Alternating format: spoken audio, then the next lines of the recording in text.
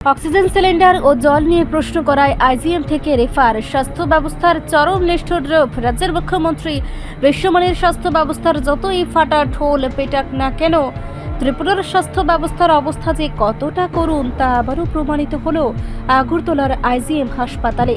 অভিযোগ, হাসপাতালে অক্সিজেন সিলিন্ডারের গুণমান ও পানীয় জলের শুদ্ধতা নিয়ে প্রশ্ন তোলাতেই এক 82 বছরের বৃদ্ধ রোগীকে রেফার করে দেওয়া হয়েছে জিবি হাসপাতালে, তাও কোনো জরুরি অবস্থা ছাড়াই। এই ঘটনার বিরুদ্ধে স্বজনদের মধ্যে তীব্র ক্ষোভ ছড়িয়েছে এবং স্বাস্থ্য দপ্তরের ভূমিকা নিয়ে উঠছে বড় প্রশ্ন।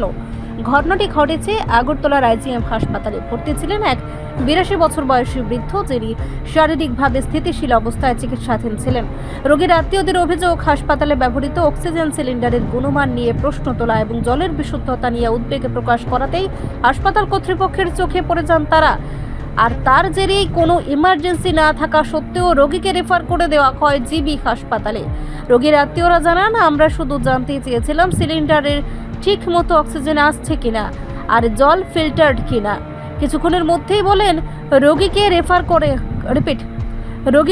করা হবে। এটা কি মানবিকতা? এটা কি স্বাস্থ্য সেবা? প্রশ্ন উঠছে, ত্রিপুরার হাসপাতালগুলো কি এখনো প্রশ্নহীন বাধ্যতায় ঘাঁটি হয়ে উঠেছে, যেখানে সাধারণ মানুষ স্বাস্থ্য পরিষেবা নিতে গেলে ভয় পেতে হয় প্রতিবাদ করার? একের পর এক এমন ঘটনা রাজ্যের স্বাস্থ্য পরিষেবার ভেতরের চিত্র সামনে আছে, আর প্রশাসন বা রাজ্যের স্বাস্থ্য দপ্তর যেন নিঃশব্দ দর্শক। একজন সুস্থ রোগীকে ইমার্জেন্সি ছাড়াই রেফার করা মানে সরাসরি তার জীবনের সঙ্গে ছেলে খেলা করা। এটা সম্পূর্ণ অমানবিক ও প্রশাসনিক ব্যর্থতা। ত্রিপুরা সরকারের স্বাস্থ্য খাতে উন্নয়নের দাবি যতই জোরালো হোক না কেন, রাজ্যের মুখ্যমন্ত্রী যতই বিশ্বমানের চিকিৎসার ঢোল পেটাক না কেন, আইজিএম থেকে বৃদ্ধ রোগী রেফারের এই ঘটনায় প্রমাণ করে ভেতরের অবস্থা এখনও জরাজীর্ণ। প্রশ্ন একটাই, এই প্রশাসনের কাছে মানুষের জীবন আর কতটা মূল্যহীন? অ্যাকচুয়ালি আমার জেঠু মশাই ভর্তি করছি শনিবার দিন। শনিবার ভর্তি করার পরে তার জ্বর ছিল, কাশি হইতো, তো তাই ভর্তি করছি ওই দিনকাতে কি শুরু হয়েছে, আমি আইসি করে দেখতেছি এখানে যে অক্সিজেনের সিস্টেমটা আছে, অক্সিজেন যে ডাক্তার দিতেছে পেশেন্টের, ওইটা আনহাইজিনিক। আমি ওই দিন প্রসেস করছি, তারপরে তারা চুপ হয়েছে। আজকেও সেম একজন রুগী স্ট্রোক করছে, তারে অক্সিজেন দিয়ে রাখছে, ইভেন অক্সিজেন যাইতেছেই না। আমি বলতেছি ভাই এটা তো অক্সিজেন নাই, তারপর গিয়ে অক্সিজেন লাগাচ্ছে। এই প্রোটেস্ট করার পরতে আমার পেশেন্ট ভালো চলতেছে, আমার পেশেন্ট রেফার করেছে জিবি। তা আমার যোগাযোগ করতে সুবিধা এখানে আইতে, তা আমি এর লিগে আপনার জানাইছি ব্যাপারটা যে আমি কি করলাম। আমি তারা সবাই ভালো লেগে যে অক্সিজেন যে দেওয়া হয় এটা হাইজেনিক থাকতেব, ক্লিয়ার থাকতে, পরিষ্কার থাকতেব।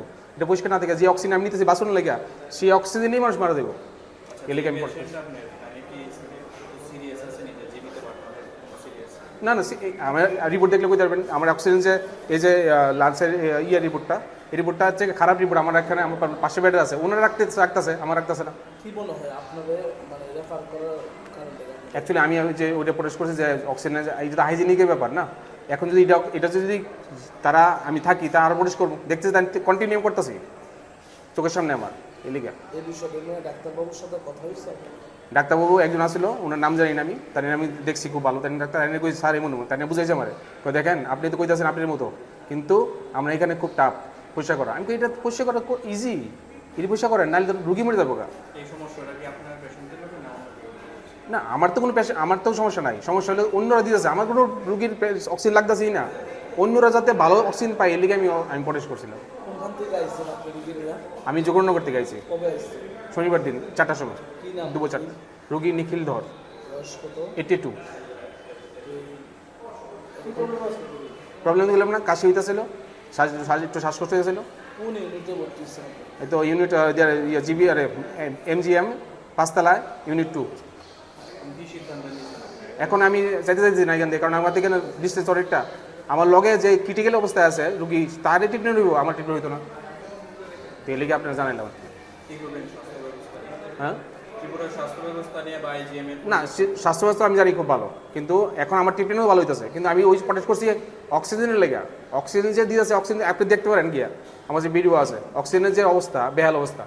অক্সিজেনের যে ফিল্টারেশন, আমি যে হিউম্যানাইট ফিল্টার বটল থাকে একটা, যেটা জল থাকে, ওই জলটাই নোংরা। তো জলটা যখন নোংরা থাকবো তখন জল সহিত আমি লাগে যাবো, কই যাবো, লাঞ্চে যাবো, তো এটা তো আপনি এফেক্ট হইব। এই লিগে আমি অপারেশন করছি। সেই বিষয়টা নিয়ে এখানে যে হসপিটালের সুপার আছে ওনার সাথে কথাবার্তা হয়েছে? না না, আমার কইছে আমি লিখিত দিতাম, আমি তো লিখিত দিতাম না। উনি আমার ডাকলে আমি ফিজিক্যালি তাদের কমু এই সলিউশনও দেবো, যে অক্সিজেনটা কী অবশ্যই করে রাখা যায়, কীভাবে মেনটেন করা যায় সেটা সলিউশনও দিব আমি কইছি। এখন কি আপনার রেফার কাগজ দিয়ে দিচ্ছেন? আমার রেফারেন্স কাগজ দিয়েছে, আমি সাইনও করছি, কিন্তু আমি চাইছিলাম যেতাম, কারণ আমার দূরত্ব অনেকটা, তাদের বয়স্ক লোক, তাদের কেউ নাই, যারা আমার বিয়ে করছে না, আমার দেখতে লাগতেছে, এই লিগে আইছি। আপনার নাম কি? রঞ্জন ধর। কি করে রাখুন? আমি R&D করি, মানে বিভিন্ন প্রবলেম ক্রিয়েট যেগুলি হয় এগুলি সলিউশন করি। তো এই দীর্ঘ 6 বছর ধরে কথা আছে, করোনার সময় আমি অক্সিজেন কনসেন্ট্রেট ডিভাইস বানাইছি, সবচেয়ে সস্তা, তখন থেকে শুরু হয়েছে আমার এক্সপেরিমেন্টের থেকে। রিপোর্ট সংবাদ প্রতীক্ষা।